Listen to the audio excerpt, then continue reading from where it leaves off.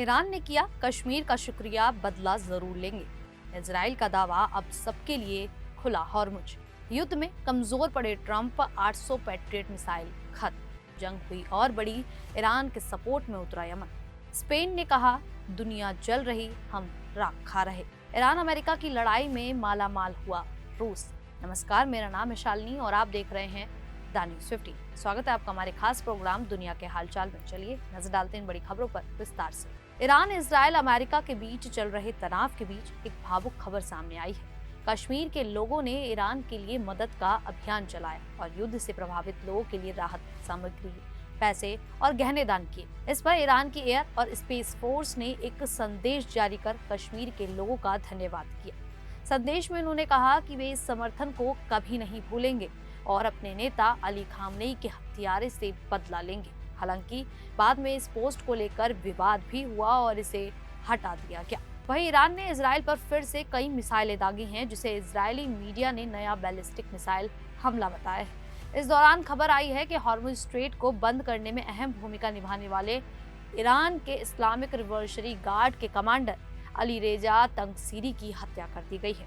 Iran ने अपने operation true promise 4 की 82वीं लहर में जायोनी शासन के मिलिट्री कमांड, कंट्रोल सेंटर और न्यूक्लियर इंफ्रास्ट्रक्चर से जुड़ी इंडस्ट्रीज को निशाना बनाया। इसके जवाब में इजराइल ने ईरान के नए बैलिस्टिक मिसाइल हमले का पता लगाया और इजराइल की सरकार ने 4 लाख रिजर्विस्ट को बुलाने की मंजूरी दे दी। इजरायली सैनिक स्टाफ सार्जेंट ओरी ग्रीनवर्क 21 लेबनान हमले में मारे गए हैं, जबकि ईरान की जवाबी मिसाइलों का असर ईरान के कब्जे वाले बेत शेमेश शहर पर पड़ा, जहां भारी तबाही हुई है। वहीं ईरान पर अमेरिकी इजरायली हमलों ने भी तेजी पकड़ ली है। अमेरिकी सेना का दावा है कि उसने अब तक ईरान में 10,000 ठिकानों पर हमला किया है। ईरान के इस्फहान शहर में जोरदार धमाकों की खबर है, जबकि दक्षिणी ईरानी शहर बंदर अब्बास के एक रिहायशी इलाके में इजरायली अमेरिकी हमले में एक पूरी इमारत ढह गई। ईरानी नागरिकों को इस युद्ध का मुख्य निशाना बताया जा रहा है। ईरान ने टेलीकम्युनिकेशन साइट पर हुए यूएस इजरायली हमलों की अंतर्राष्ट्रीय निंदा की अपील की है।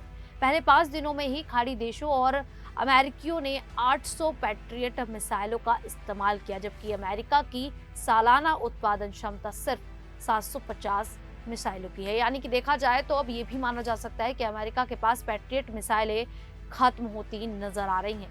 वहीं दूसरी ओर यमन का अंसारुल्लाह ईरान के समर्थन में युद्ध के मैदान में उतरने को तैयार है। इराकी रेजिस्टेंस ने घोषणा की है कि उसने इराक और पूरे इलाके में यूएस सेना से जुड़े टारगेट के खिलाफ तेज ड्रोन ऑपरेशन किए हैं। नए हमलों में सऊदी अरब में यूएस की जगह और एसेट्स को निशाना बनाया गया है। न्यूयॉर्क टाइम्स की रिपोर्ट के अनुसार पूरे इलाके में यूएस बेस को भारी नुकसान हुआ है। कुवैत में यूएस बेस को सबसे ज्यादा नुकसान हुआ।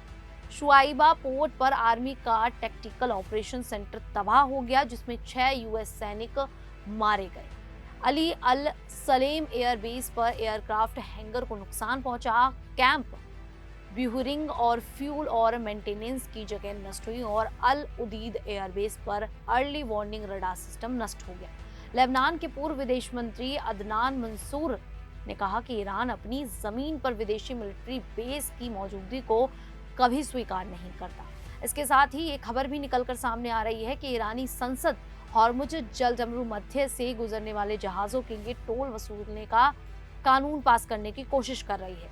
फाइनेंशियल टाइम्स की रिपोर्ट के अनुसार ईरानी विदेश मंत्रालय ने गुरुवार को कहा कि ईरान ने भारत, चीन, रूस, इराक और पाकिस्तान जैसे मित्र देशों के जहाजों को ईरान से गुजरने की अनुमति दे दी है। वहीं ईरान ने खार्ग आइलैंड की सुरक्षा को मजबूत किया है ताकि यूएस के हमले से बचा जा सके। ईरानी विदेश मंत्री का कहना है कि अमेरिका अपने युद्ध के लक्ष्य को हासिल करने में विफल रहा है और फिलहाल कोई बातचीत नहीं हो रही है। वहीं स्पेन के प्रधानमंत्री पेड्रो सांचेज ने कहा, हम मांग करेंगे कि यह युद्ध रुक जाए।